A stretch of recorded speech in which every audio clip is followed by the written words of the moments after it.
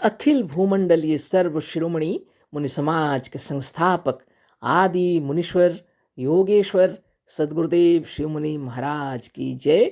उपस्थित मुनि वृंद, साधु सज्जन वृंद, संत वृंद, साधक वृंद, आध्यात्म ज्ञान के जिज्ञासुओं और प्रेमियों, सभी श्रोता वृंद, आप सबको मेरा कोटिशः नमन, सप्रेम जय जीव।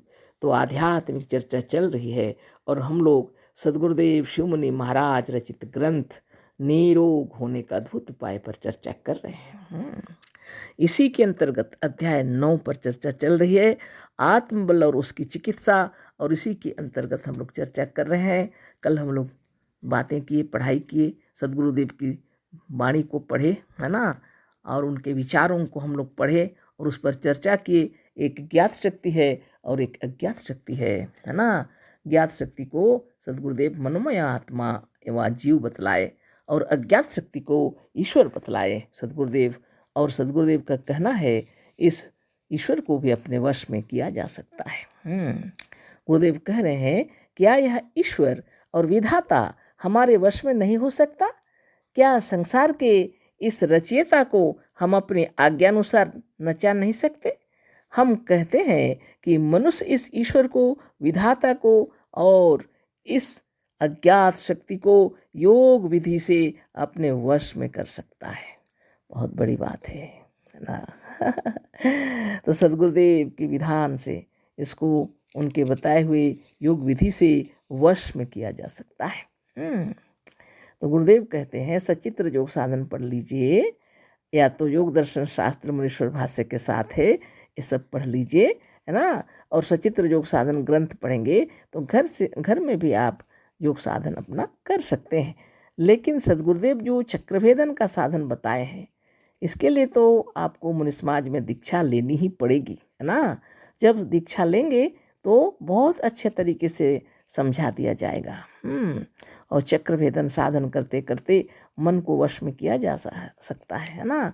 अपने वश में मन को किया जाता है। और सदगुरुदेव कह रहे हैं, इतना सुंदर तरीके से बताए हैं, जो कुछ भी हमारी बताई हुई योग विधि से श्वास प्रश्वास भी बड़ी सरलता से रोका जा सकता है। हृदय की गति बढ़ाई और घटाई जा सकती है तथा रक्त का प्रवाह भी अपने वश में किया जा सकता है। तो सदगुरुदेव शिव मुनि महाराज की जय। इन्होंने योग साधन बतलाया है हम लोगों को। इस विधि से श्वास प्रश्वास की गति को रोका जा सकता है बहुत सरलता के साथ, और हृदय की गति को बढ़ाई और घटाई जा सकती है। रक्त का प्रवाह भी अपने वश में किया जा सकता है। तो योग साधन करना पड़ेगा अच्छे तरीके से सीख करके, है ना। निमेषोन्मेष को भी हम रोक सकते हैं, है ना। पलक का झपकना, ये सब है ना, अचानक जो हो जाता है ना, इसे भी रोका जा सकता है, सदगुरुदेव कह रहे हैं। अतः यह सिद्ध है कि एक मनुष्य अपने शरीर के भीतर यदि चाहे तो सब कुछ कर सकता है।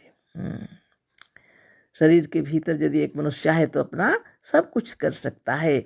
अपने शरीर के अंदर में जैसे रक्त का प्रवाह हुआ, निमेषोन्मेष हुआ, है ना, श्वास का चलना हुआ, हर चीज़ को अपने गति से थोड़ा स्थिर कर सकता है, शांत कर सकता है ना। तो सदगुरुदेव लिख रहे हैं, इस बात को नित्य दिन प्रैक्टिकल अपना अभ्यास करना आरंभ कर दीजिए हर रोज, है ना।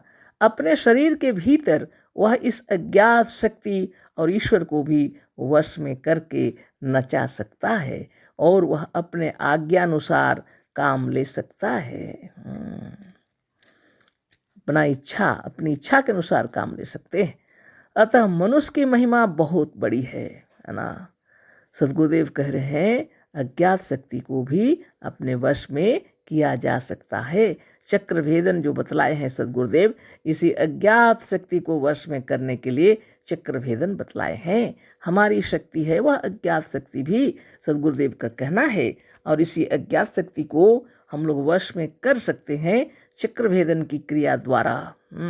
ओम प्रणव चक्रभेदन प्राणायाम, ये सब विधि है और शुभ भावना सदगुरुदेव का सर्वश्रेष्ठ है ना। अपने विचार, अपनी भावनाओं को अच्छी तरह समझ लेना चाहिए, बस आप अपने वश में आ जाएंगे। अपने आप को ही अपने आप में लाना है ना। अपने आप को ही जो भटक रहा है उसको अपने अंदर ले आना है। योग विधि से इस अज्ञात शक्ति को वश में किया जा सकता है ना, निश्चित रूप से, है ना। तो सद्गुरुदेव कहते हैं, अतः मनुष्य की महिमा बहुत बड़ी है। सूर्य जो पृथ्वी से हजारों गुना बड़ा है, अपने मन से एक हाथ भी नहीं चल सकता। सद्गुरुदेव उदाहरण दे रहे हैं, सूर्य जो पृथ्वी से हजारों गुना बड़ा है, अपने मन से एक हाथ भी नहीं चल सकता।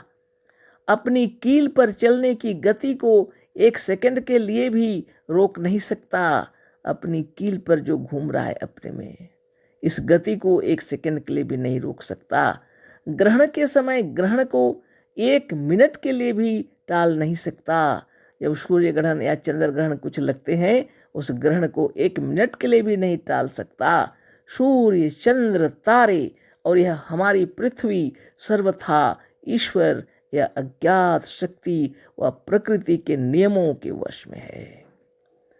सूर्य, चंद्र, तारे और यह हमारी पृथ्वी सर्वथा ईश्वर या अज्ञात शक्ति के वश में, प्रकृति यानी अज्ञात शक्ति व प्रकृति के नियमों के वश में है। अच्छी तरह सबको पता है ना। इसी को ईश्वरीय शक्ति कहा जाता है। लेकिन लोग बाहर में उसको ढूंढ रहे हैं। बाहर भगवान नहीं मिलेंगे। ध्यान कीजिए, तपस्या कीजिए, योग की विधि से उसको वश में किया जा सकता है।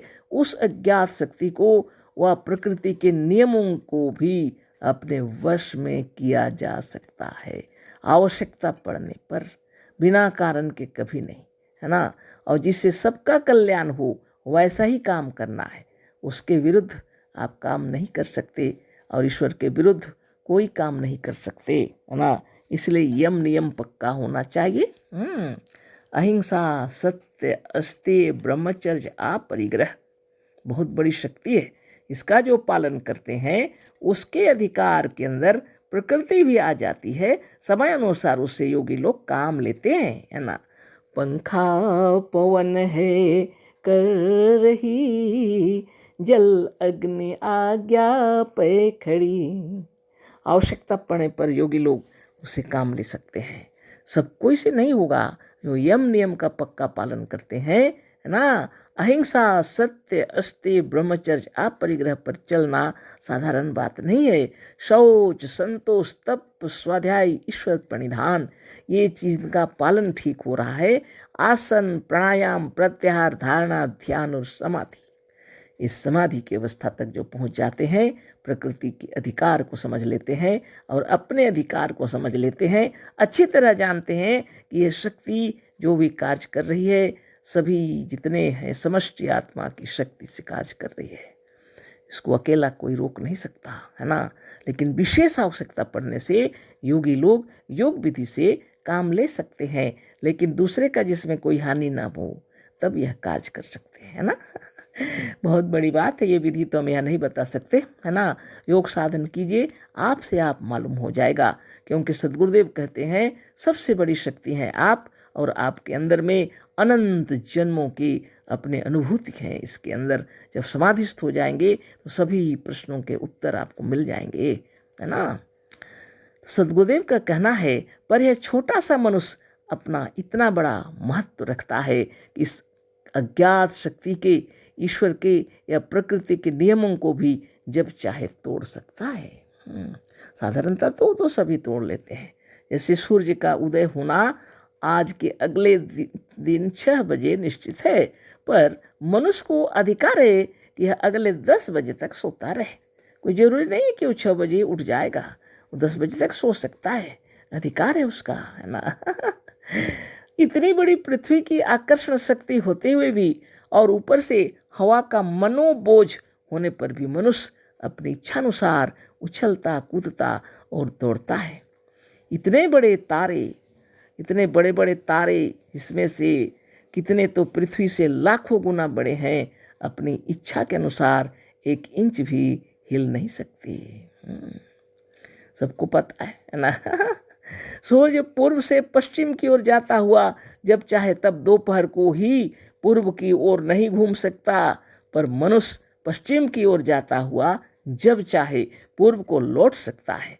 इसका कारण यह है कि सूर्य जड़ है और मनुष्य चेतन। मनुष्य है चेतन, है ना। चेतन स्वतंत्र है, पर जड़ तत्व व जड़ वस्तु चेतन के व आत्मा के अधीन है। इतनी सुंदर उदाहरण के साथ गुरुदेव बता रहे हैं, है ना। यह सब आपके अधीन है, आप जड़ के अधीन नहीं है, सब आपके अधीन है। आपने सुविधा के अनुसार सूर्य, चंद्र, सितारे सबको बनाया है, नियम भी बना दिया है ना, जैसा भी हो, है ना।